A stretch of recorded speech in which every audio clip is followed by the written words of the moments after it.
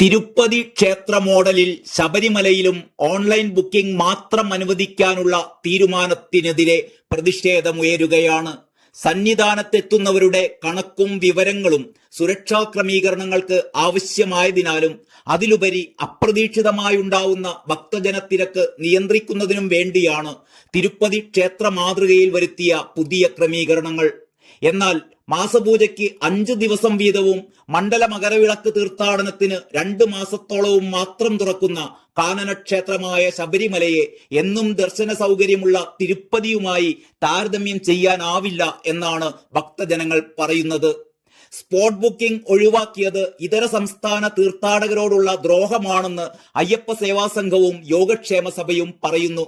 വ്രതമെടുത്തു വരുന്നവരുടെ ദർശനം മുടങ്ങരുത്, സാഹചര്യം പരിശോധിച്ച് തുടർ നടപടികൾ സ്വീകരിക്കണമെന്ന് ഇവർ ആവശ്യപ്പെടുന്നു.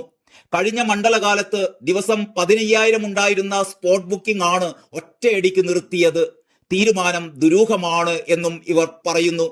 ഇതര സംസ്ഥാനങ്ങളിലെ തീർത്ഥാടകർക്ക് പലർക്കും ഓൺലൈൻ ബുക്കിംഗ് സംവിധാനത്തെക്കുറിച്ച് അറിയില്ല. ദിവസം നോക്കി വരുന്നവരുടെ ദർശനം മുടക്കരുത് എന്നും ഇവർ പറയുന്നു.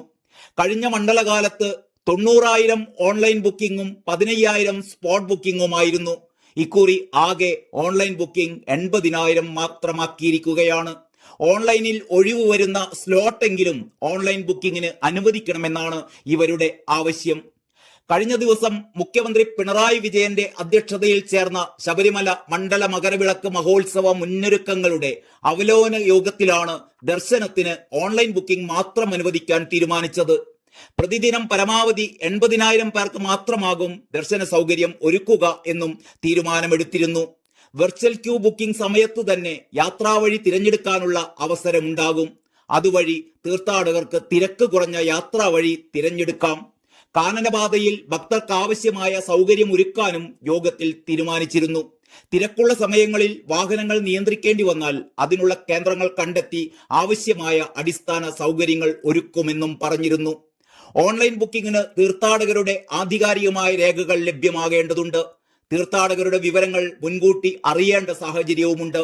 അതിനുവേണ്ട സംവിധാനങ്ങൾ ഒരുക്കേണ്ടതുണ്ടെന്നും ഓൺലൈൻ ബുക്കിംഗ് മാത്രം അനുവദിക്കാനുള്ള തീരുമാനത്തിൽ പ്രതികരിച്ചുകൊണ്ട് Travancore Devaswom board president PS Prashanth പറയുന്നു. ശബരിമലയിൽ കഴിഞ്ഞ തീർത്ഥാടന കാലത്ത് കനത്ത തിരക്കാണ് അനുഭവപ്പെട്ടിരുന്നത്. തീർത്ഥാടകരുടെ അനിയന്ത്രിതമായ വരവായിരുന്നു തിരക്കിനിടയാക്കിയത്.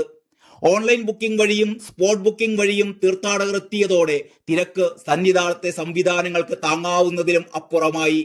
തീർത്ഥാടക വാഹനങ്ങൾ നടുറോഡിൽ പിടിച്ചിട്ടതും മാലയൂരി മടങ്ങേണ്ട സാഹചര്യവും അടക്കമുണ്ടായത് ദേവസ്വം ബോർഡിനും സർക്കാരിനും വൻ വിമർശന ശരങ്ങൾ തന്നെ നേരിടേണ്ടി വന്നു.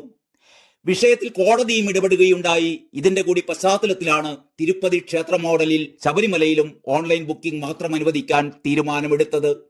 സന്നിധാനത്തെത്തുന്നവരിൽ ഏറിയ പങ്കും തമിഴ്നാട്, കർണാടക, തെലങ്കാന, ആന്ധ്ര, മഹാരാഷ്ട്ര സംസ്ഥാനങ്ങളിൽ നിന്നുള്ളവരാണ്. ഇവരിൽ തന്നെ ഭൂരിഭാഗവും ഗ്രാമീണ മേഖലയിൽ നിന്നുള്ളവരും. ദർശനത്തിന് വെർച്വൽ ക്യൂ നിർബന്ധമാണ് എന്നറിയാതെയോ സാങ്കേതിക തടസ്സങ്ങളാൽ ബുക്ക് ചെയ്യാൻ കഴിയാതെയോ എത്തുന്നവർക്ക് അനുഗ്രഹമായിരുന്നു സ്പോട്ട് ബുക്കിംഗ് സൗകര്യം. കുമളി, എരുമേലി, മുണ്ടക്കയം, ആലുവ, ഏറ്റുമാനൂർ, ചെങ്ങന്നൂർ, പന്തളം, നിലയ്ക്കൽ, പമ്പ, കൊട്ടാരക്കര എന്നിവിടങ്ങളിൽ മുൻവർഷങ്ങളിൽ സ്പോട്ട് ബുക്കിംഗിന് കേന്ദ്രങ്ങൾ ഉണ്ടായിരുന്നു. നിലയ്ക്കലിൽ 10ഉം പമ്പയിൽ 5ഉം കൗണ്ടറുകളാണ് ഉണ്ടായിരുന്നത്. ഇതെല്ലാം ഒറ്റയടിക്ക് വേണ്ടെന്ന് വെച്ചത് തീർത്ഥാടകർക്ക് ബുദ്ധിമുട്ടാകുമെന്ന ആശങ്ക ദേവസ്വം ഉദ്യോഗസ്ഥർക്കുമുണ്ട്. തീരുമാനം പുനഃപരിശോധിക്കണമെന്ന് രാഷ്ട്രീയ പാർട്ടികളും ദേവസ്വം ജീവനക്കാരുടെ സംഘടനകളും ആവശ്യപ്പെട്ടിരിക്കുകയാണ്. വെർച്വൽ ക്യൂ സംവിധാനം ദേവസ്വം ബോർഡാണ് ഇപ്പോൾ കൈകാര്യം ചെയ്യുന്നത്. ഇതിൽ ഒരു ദിവസം 80,000 ഭക്തർ എന്ന പരിധി നിശ്ചയിച്ചത് ട്രാവൽ ഏജൻസികൾക്ക് മാത്രമേ ഗുണകരമാവൂ എന്നും ഒരാരോപണമുണ്ട്. സാധാരണ തീർത്ഥാടകർക്ക് അവസരം കിട്ടാതെ വരുമെന്ന ആശങ്കയും ഉയരുന്നു. News desk, Kalakaumudi.